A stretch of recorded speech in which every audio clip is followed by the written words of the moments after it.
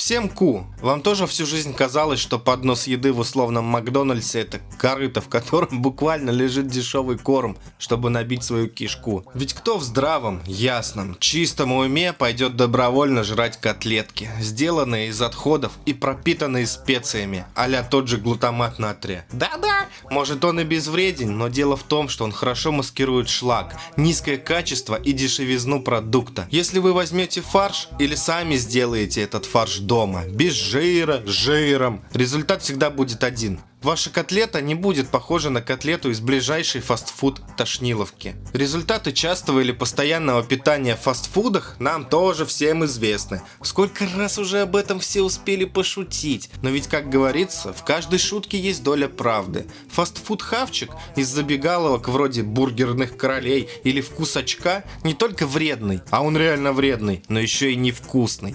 Причем я не так давно имел честь отведать пищу из вкусного очка. И бургеры там так себе, скажу честно. Про шаверму я даже заикаться не буду. Это отвратительно. И в целом там ничего вкусного мы с товарищем не обнаружили. Набили брюхо задешево и пошли гулять дальше. Как бы и зашли-то мы туда ради эксперимента. Собственно, результат неутешительный. Все фастфуд-рестораны – это харчевни. Причем для таких людей, как я, которые привыкли к домашней еде, вкусному мясу и свежим овощам, вся эта фастфуд-херня показалась отвратительной. Поэтому если человек всей душой любит фастфуд-жратву, скорее всего у него плохой вкус. Ему бы чепсиков, колы-коки, клавы-коки и макаронов с кичунезом. Во!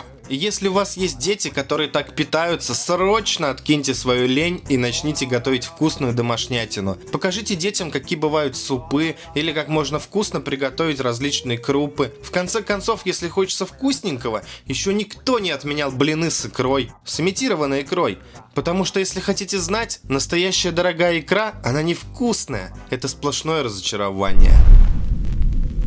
Кстати, вкуснейшая благодарность бустеру с никнеймом Ванесса. После ее буста я почувствовал себя финансово обеспеченным настолько, что решил шикануть. И вместо обычной шаурмы в ларьке я пошел в Бургер Кинг. Заказал самый дорогой бургер, а потом еще долго думал, стоит ли брать картошку фри. В итоге взял и колу, и мороженое. Сидел, ел и думал, вот она, жизнь. Спасибо, Ванесса, за возможность хоть на час почувствовать себя богатым и знаменитым. Да. Сейчас в эпоху интернета у вас есть доступ ко всем рецептам любых стран мира. Вы просто не способны представить, насколько это дорогие знания. А у вас это есть бесплатно. Все, что вам нужно, это отодрать свою ленивую сраку от просмотра футбола и пойти в магазин за продуктами, а потом потратить еще немного времени для приготовления. Но если у вас есть вторая половинка, вы же вдвоем можете это сделать, вдвое быстрее. И все, вот он секрет успеха. Теперь вам не придется жрать масло, тесто и разбухшее мясо от распухших куриц, которые за свою жизнь даже ни разу не двигались. Да-да, этих куриц откармливают, и они даже не двигаются, чтобы мясо было нежнее. Это вымученное мясо, это больное мясо. Если вы хоть раз в жизни кушали домашнее куриное мясо, вы все поймете. Не мне вам объяснять. За дешевый фастфуд вам приходится платить здоровьем. Я как бы не хочу засорять эфир унылыми фактами и вообще рассказывать о вреде этого хрючева. Не в моей компетенции. Ведь если вы смотрите это видео, то скорее всего у вас есть интернет. Поэтому откройте любой поисковик и почитайте сами. Или в конце концов поищите видеоролики на эту тему. Кто-то скажет, в этих харчевнях вкусные десерты. А я вам открою секрет, что практически все сладости вкусные. Особенно, если они не какие-то сухие пряники с полок магазина.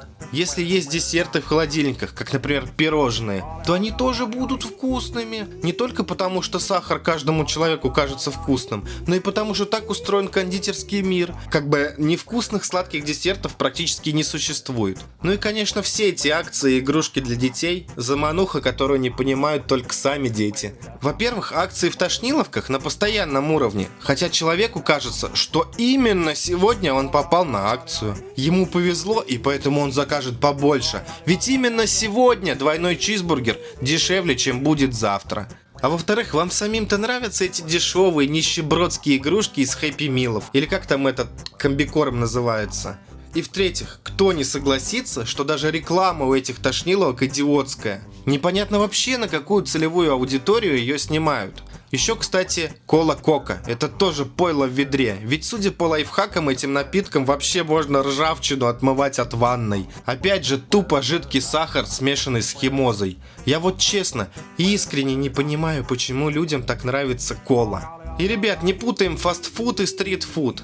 Из уличной нямки можно выделить шаверму. Можно, конечно, в миллионный раз пошутить про собак внутри лаваша, но все же, если там мясо не совсем тухляк, а в большинстве случаев там реально плохое мясо, которое специально маринуется в лютом маринаде, а затем еще и смешивается с ярким соусом, который не раскроет, а спрячет истинный вкус этого мяса.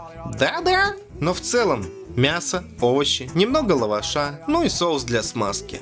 Если вы не обдрищитесь возле палатки с шавермой, то будете сыты несколько часов, так это точно. Опять же, при условии, что шавуха является качественной и проверенной временем. Ну, как бы про домашнюю шаву я даже и говорить не хочу. Если человек умеет ее делать, то она получается просто божественной.